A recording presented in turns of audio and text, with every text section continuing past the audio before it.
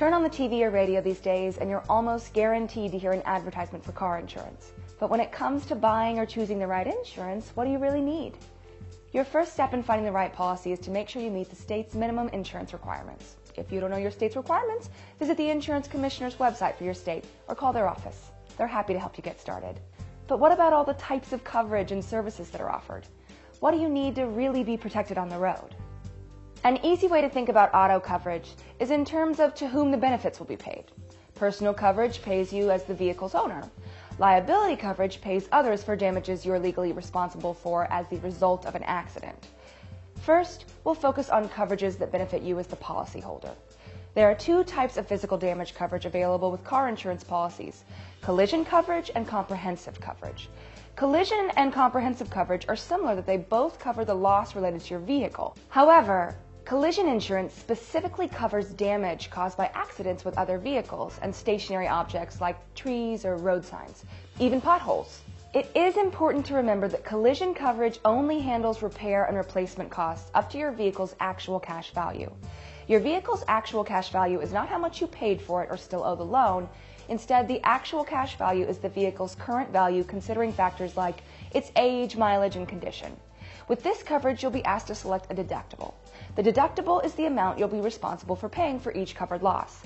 But more about deductibles in a moment. The second type of damage coverage for your vehicle is comprehensive.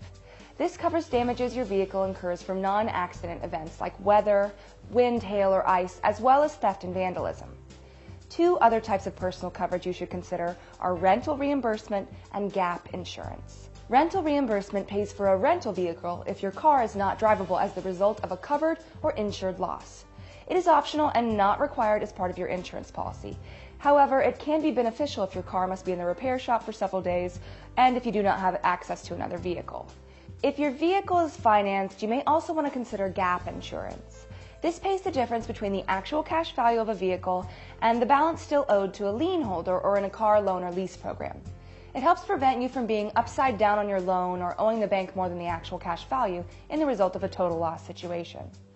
However, before you purchase this coverage from your insurance agent, be sure to check your loan or financing agreement. Many times, gap insurance is a part of the loan agreement when you purchase the vehicle. However, double check to make sure you don't already have gap insurance. Now, let's talk about deductibles. Basically, a deductible is the amount of money you must pay when making a claim on your policy before your insurance company begins paying additional costs. For example, suppose you have a policy with a $500 deductible and you have an accident that causes $3,000 in damages to your vehicle. You are responsible for the first $500 of repairs. The insurance company pays the remaining $2,500 of repairs. The amount of the deductible you choose makes a difference in the amount of your insurance premium. A low deductible means a higher premium. A high deductible means a lower premium. However, it is possible that should you be in an accident, your deductible might not fit your budget. If your budget allows for a high out-of-pocket expense, choosing a high deductible might be worthwhile for the lower premium. However, if a high deductible is not in your budget, a higher premium may be best for you.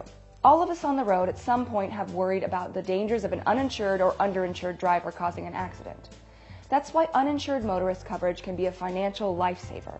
Uninsured or underinsured motorist coverage provides reimbursement if you're involved in an accident with a driver who doesn't have sufficient or any liability insurance. Without this type of coverage, you could be stuck with a hefty repair bill and medical bills even if the accident was not your fault.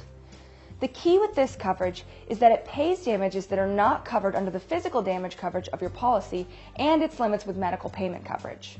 With an increase in uninsured drivers over the last few years, this is a critical coverage to consider adding to any insurance policy. Property damage insurance covers the cost of repairs for damage done to another person's property in an accident.